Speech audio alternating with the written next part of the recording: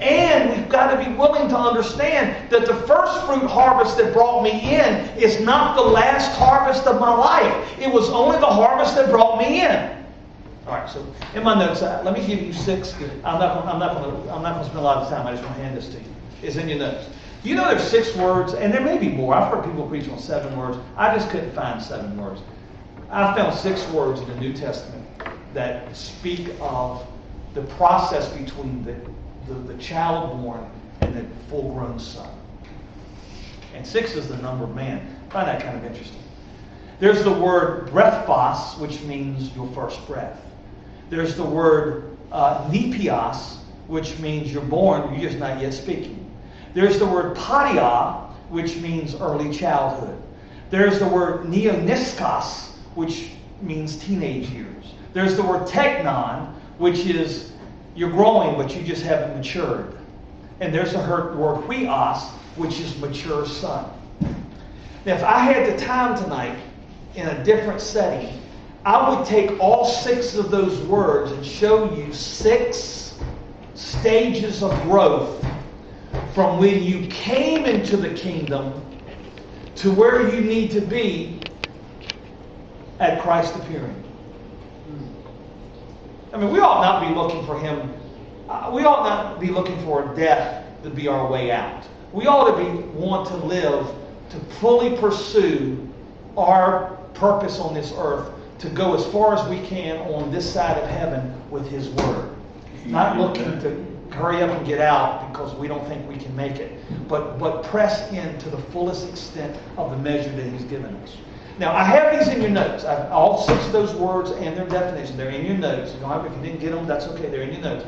What I want to show you is, if I had the time, and maybe now you can take this and research this, but I want you to see that there are different stages of a kid. So it's not just enough to say, oh, that person's not growing up. Well, they may be in a different stage in their Christian experience. Okay, now so far, we all on the same page. You kind of understand what I've been talking about. I don't know if I've convinced you yet, but I hope I've convinced you by showing you several different analogies that there is process in the Christian growth. Let me just give you a couple others.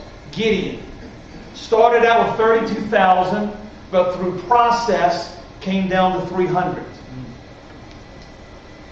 David had 600 military men, but the battle he was called to fight, he fought with 400. Jesus had 12 disciples, but he invested most of his time in 3. So there is, even in those specified examples, God had a way of pulling out of the big thing something more intimate that He could pour more of Himself into.